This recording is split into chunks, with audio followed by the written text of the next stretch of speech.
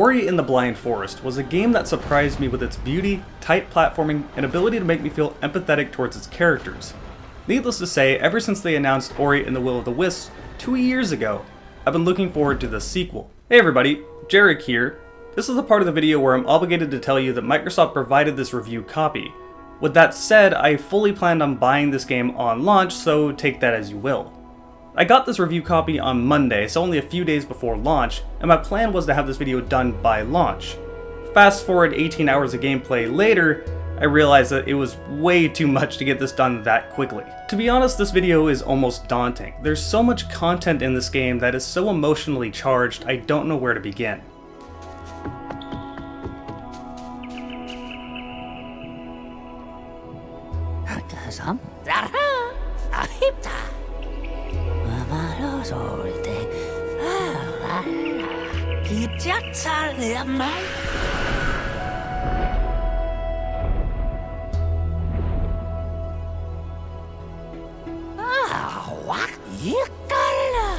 I guess let's start with the obvious, the graphics. Ori and the Blind Forest already set the bar rather high, but Ori and the Will of the Wisps somehow looks better than the original game. With Ori being a Metroidvania, it's important to have a large universe, with every area looking distinct for one another. You'll find yourself digging through the sands of a desert, to climbing a mountaintop, to swimming through the lakes of a lush jungle, to spelunking through dark, bug-infested caves. And there's plenty more to see than just these areas. As I said, this game took me 18 hours to complete. Yes, I didn't 100% complete the game, but every area was around 90 to 100% done, so if you did want to 100% complete, it would probably take you about 20 hours. And as if the scenery wasn't good enough, the music is good enough to allow you to sit there and get lost in the game's soundtrack.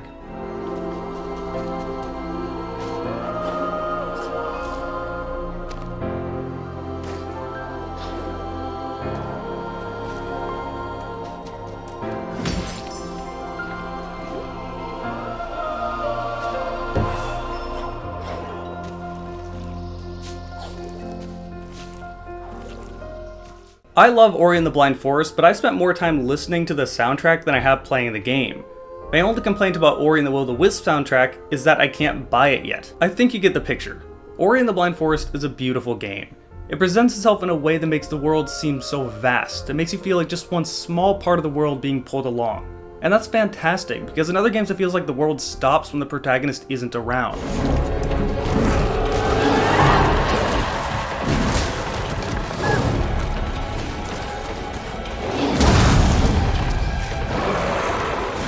The story in Ori and the Will of the Wisps starts off with the characters we've grown familiar with from Ori and the Blind Forest. The family you've grown, so to say. You get split up with your family and find that the forest is falling into a state of decay, and need to find light to help reverse the situation. Explaining it this way does not do the story justice, but I'm not saying anything more. The story is beautifully depressing yet joyful at the same time. One of the biggest changes from Ori and the Blind Forest is that side characters are much more impactful. Everywhere you go, you will see side characters like, say, Toke. Tok? I'm gonna call him Toke. The laughably cynical bird, or an entire race called the Moki. These characters will also have side quests that are optional, you don't need to do them, but generally they will give you rewards. These rewards are rarely ever the reason you do them, you just want to know more about this character, what they are going to say, or what they're currently going through. Not all of these are wholesome and happy, some are quite depressing. I'll show you one example and one example alone. You talk to a Moki and he tells you that his family has a hut over to the east, and he's curious how they're doing. When or if you come across this hut, you go inside and find that they have been overrun by decay. They're turned to stone. They're dead. You take this stuffed animal back to the Moki, and instead of getting a reward, you end up getting this.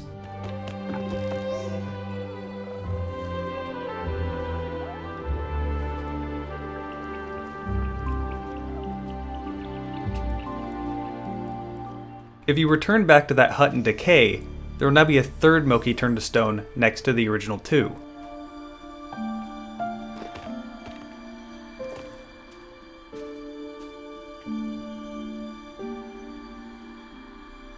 Despite Ori and the Will of the Wisps seeming like a family-friendly game, it certainly does not shy away from these moments. And the game never makes anything as obvious as good or evil. It does a fantastic job making you empathize with every character in the game, whether they're quote-unquote good or bad.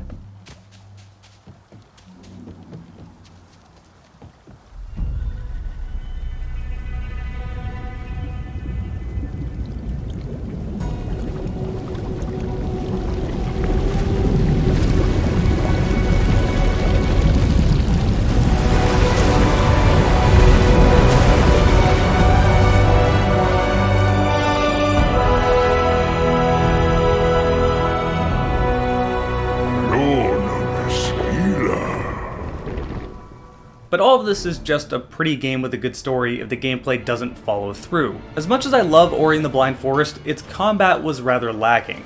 It oftentimes devolved into just walking up to an enemy and mashing the X button until they died. This was the one thing that Ori and the Blind Forest could majorly improve in. And I'm happy to say that Ori and the Will of the Wisps did a massive upgrade in this regard. Instead of just having Sign hovering near you, you get proper weapons now. You get a light sword, a light arrow, a massive light hammer, a light ninja star, a light spear. You get many tools to play around with. And these are only your abilities. If you hold down the L button, you can choose from any of these abilities at any given moment, and map them to either the X, Y, or B button. By the end of the game, you will have a ton of these abilities. Any of the movement options you get, you will be able to do at any given moment. You'll get a double jump, you'll get a dodge roll that you can do on the ground and in the air. Of course, bash comes back, and you'll get many other movement options that I won't say, I'd rather have you find them on your own. Lastly, you'll also get spirit shards. These spirit shards are mostly quality of life things. For example, you can equip one that makes you cling to walls without sliding down, so you can just walk up and down the wall without worry. There's one that will give you extra health, there's another that will give you extra energy, there's one that allows you to triple jump, there's one that will let you do a certain amount of damage more with your spirit abilities, and all of these can be upgraded to just be better versions of what you already have. This may seem a bit overbearing, but the game presents these things to you one at a time.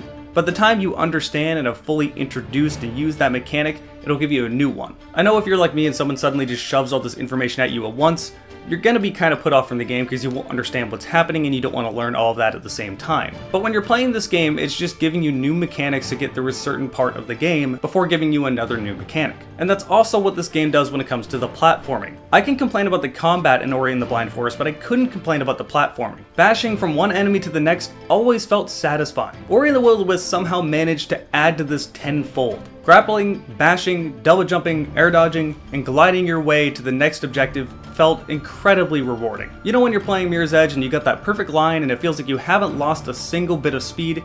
That's what this game feels like all the time. And the game slowly ramps up both its platforming and its enemy difficulty as it goes along. It's just difficult enough to give you a challenge, but not too difficult to leave you frustrated. You definitely will die a few times though, especially with the new bosses added in.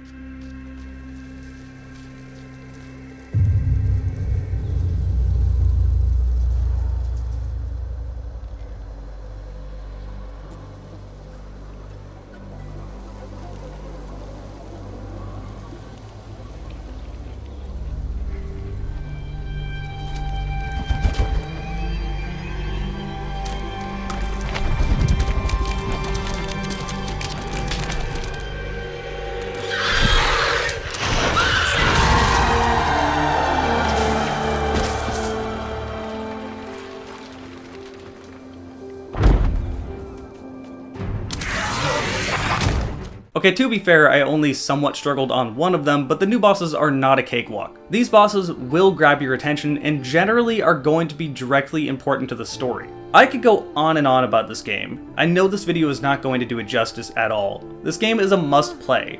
I know this channel is mostly based on first-person shooters, but I did make a review of the original Ori game, Ori and the Blind Forest. If you want to watch that, go click up there.